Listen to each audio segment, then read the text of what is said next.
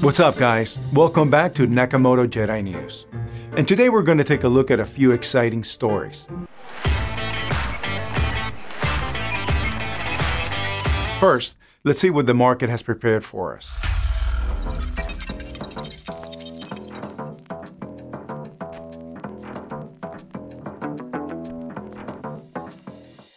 Well, let's count profit, guys. It looks like Bitcoin is confidently going up. But something tells me that we should be ready for all the turns of events and not expect the next to the moon. For example, crypto enthusiast Brian Kelly believes that the Bitcoin rally is real.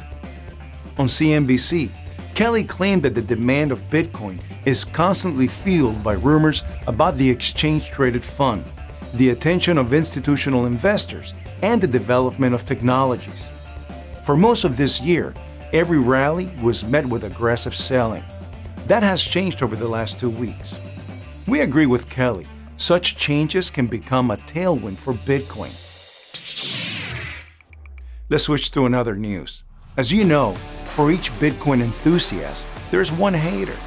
Our beloved SEC hasn't given permission to conduct the 5 Bitcoin exchange-traded funds, that which Kelly talked about. But this is not final yet.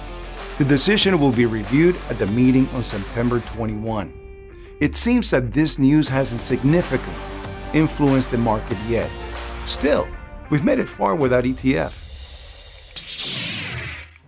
Next up, I've learned that the Chinese region of Xiongan will be turned into a smart city thanks to the blockchain technologies.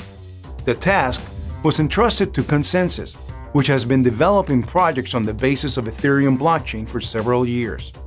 By the way, the head of ConsenSys is the co-founder of Ethereum. It seems like China has taken up blockchain seriously. The project is patronized by the president himself. I hope they'll do something cool though, because the city so far doesn't look very innovative. It looks like we have to hurry up here in the US. Soon the whole China will be working on blockchain while we continue talking about the next ban. Thanks for watching, guys. This has been Nakamoto Jedi News. I'll see you in the next episode. Happy investing.